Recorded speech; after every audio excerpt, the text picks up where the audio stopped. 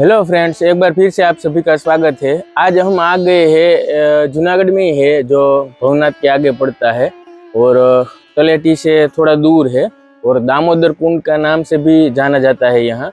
और यहाँ दामोदर राय का भी मंदिर है और उसके बगल में मुचकुंद गुफा भी है, जो आप भागवत में सप्ताह में आपने सुना होगा कि भगवान श्री कृष्ण जब मथुरा में कंस को मार के विजय हो के जब वहाँ से मथुरा को जीत लिया, उसके बाद वहाँ का एक ऋषि पुत्र था जो कालियोन उसको बोला जाता था। हालांकि वो ऋषि पुत्र था लेकिन उसकी वृत्ति थी वो राक्षसी थी, तो वो कंस का मित्र हुआ करता था। तो कंस को मारने का जो भगवान श्री कृष्ण ने विजय करके जो मथुरा को आज़ाद किया था, तो उसका बदला लेने के लिए वो भगवान श्री कृष्ण को ढूंढ रहा था, ये काली यौवन। और आपको पता ही होगा कि काली यौवन को हम संधि अलग करते हैं, तो काली मतलब काल, समय, और यौवन उसको जीतने वाला, उसको वश में करने वाला। तो ये काली यौवन उसका नाम था, जो उसको भगवान शिव से वरदान भी था कि वो अपने काल को वश में कर सके। तो आज हम एक ऐसी ऐतिहासिक जगह पे आए हैं। ये जो मुचकुंद गुफा है वो उसका इतिहास उनसे जुड़ा हुआ है और भगवान श्री कृष्ण को एक यहाँ से भी नया नाम जुड़ा हुआ था। तो सारा हिस्ट्री हम लेंगे। पहले हम आपको यहाँ का जो नीलकंठ महादेव है और मुचकुंद गुफा भी है, तो उसका हम आपको व्यू दिखाएंगे। उसके बाद पूरा इतिहास हम आपको लेते हैं और यहाँ जो भी भगवान श्री कृष्ण से जुड़ी हुई घटना है और जो भी इतिहास है वो आपको बाद में बताएंगे। पहले ये यहाँ का व्यू दिखा देते हैं, उसके बाद में पूरी हिस्ट्री लूंगा। आप बने रहिए मेरे साथ।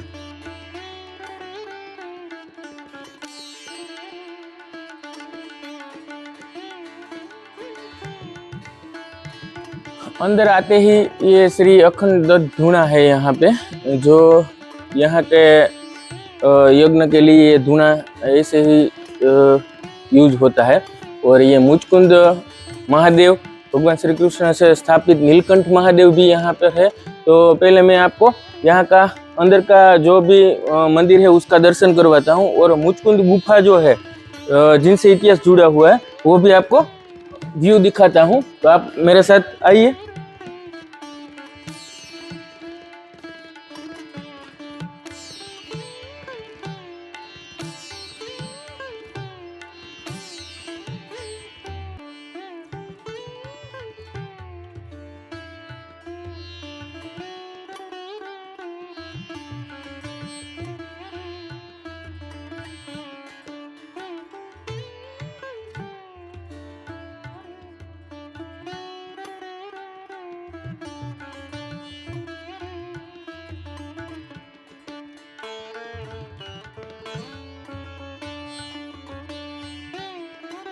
ये मुचकुंद महादेव का मंदिर है और एक और भी नीलकंठ महादेव जो भगवान श्री कृष्ण ने स्थापित किया था वो भी है। दोनों मंदिर का दर्शन करवाऊंगा मैं।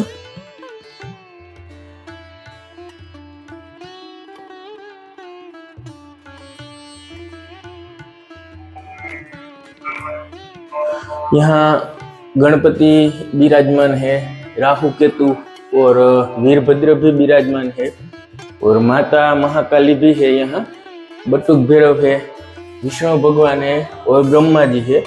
मतलब के सारे जितने भी देवी देवताओं को हम मानते हैं वो यहाँ पे विराजमान है।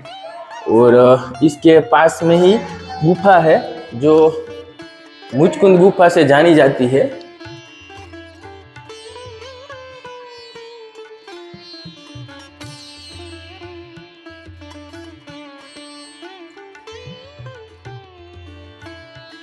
ये माँ अन्नपूर्णा की यहाँ मूर्ति विराजमान है।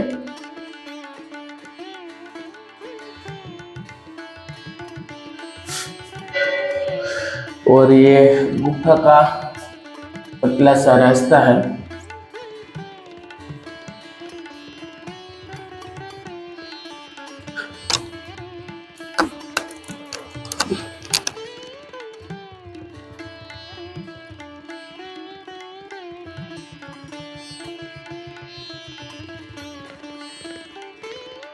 और यही मंदिर है जो नीलकंठ महादेव से जाना जाता है और भगवान श्री कृष्ण से स्थापित ये मंदिर है।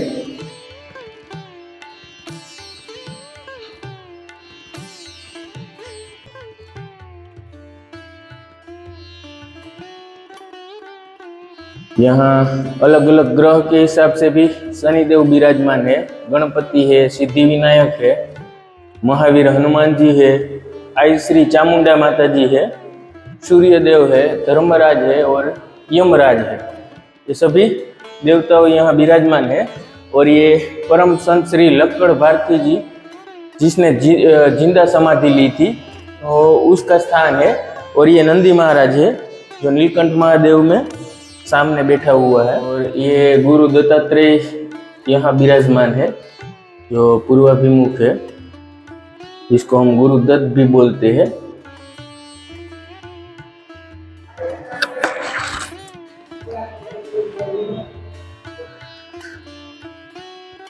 ये भगवान श्री कृष्ण मुरली मनोहर का झूला है।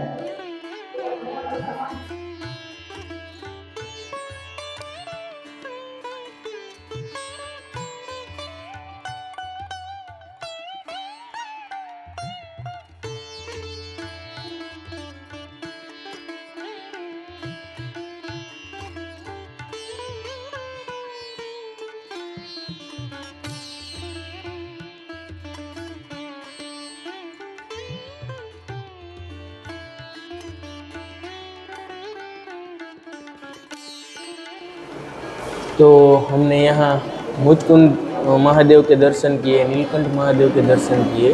और यहाँ जो मुचकुंद गुफा के महंत हमारे पास साथ में है, तो हम उनसे भी बात करना चाहेंगे। महंत, आप अपना परिचय दीजिए पहले हमारे व्यूअर्स को। मेरे नाम है राजेंद्र गिरी महाराज और ये मुचकुंद गुफा के सब जमींदारी है मेरी है। 10 नाम जूना अखाड़ा की जगह है और भवनाथ की शाखा है। हाँ, शाखा है। मुचकुंद गुफा है वो भवनाथ की शाखा है।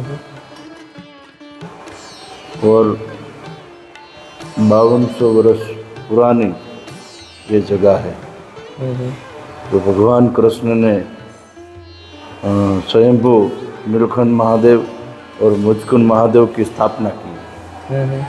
ये वही जगह है जो कालियवन को ये जगह पे नाश किया था। तो पहले भगवान भोलेनाथ ने मुचकुंद राजा को बुलाया कि आप बहुत थक गए हो, तो आपको विश्राम की ज़रूरत है। तो भगवान को बोले मुचकुंद राजा कि ऐसी कोई जगह नहीं है को हम 12 वर्ष सो सके, निद्रा कर सके। तो कोई ऐसी एक जगह है मुचकुंद गुफा, वहाँ पे आप जाके आपका विश्राम लगा के आप सो जाओ। मुचकुंद राजा भोलेनाथ को बोला जैसे भगवान आपकी आज्ञा। मुचकुंद राजा मुचकुंद गुफा में यहाँ पे आसन लगा के सो गए। और बाद में भगवान कृष्ण को भोलेनाथ ने बुलाया।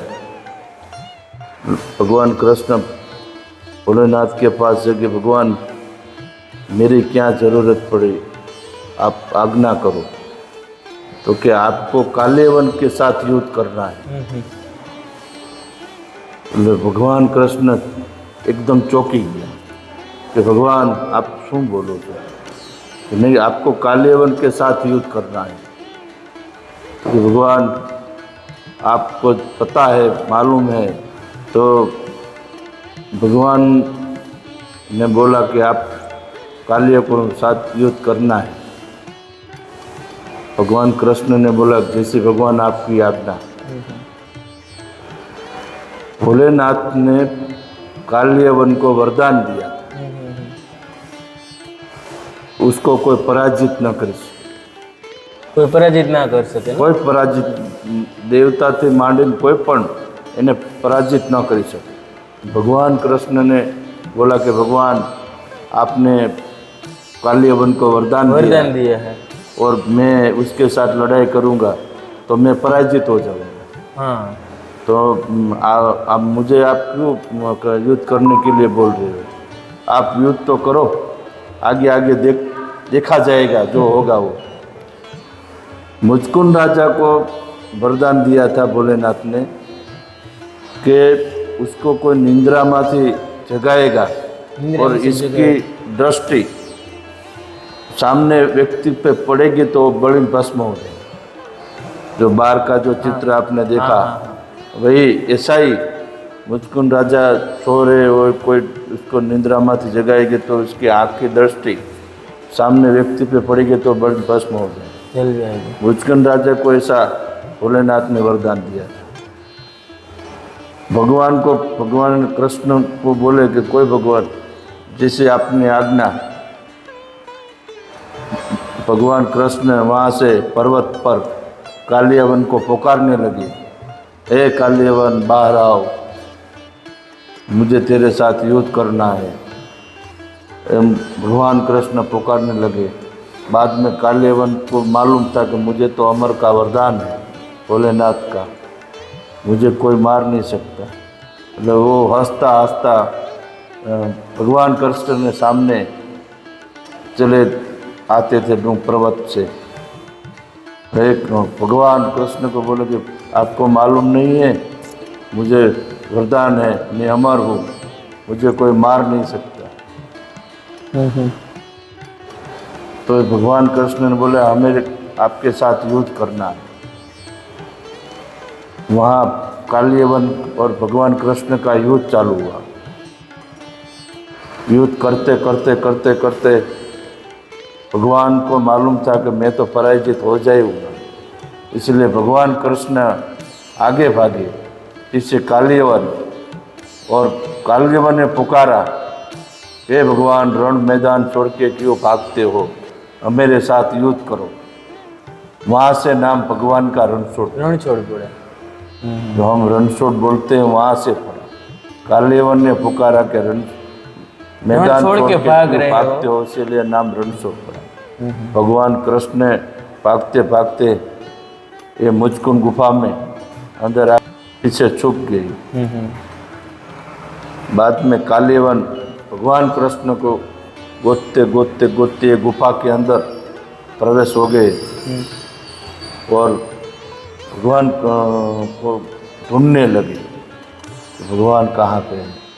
तो मुचकुंद राजा इस गुफा में विश्राम कर रहे थे।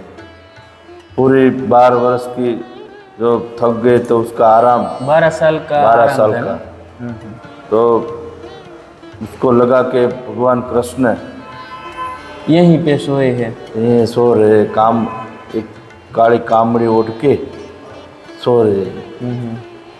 भगवान कालियावन ने मुचकुंद राजा की उठाने के लिए जो कहते हैं हम वही खेलते थे, और वो तो पूरी निंद्रा में सो रहे, गाढ़ निंद्रा में। हाँ, गाढ़ निंद्रा में।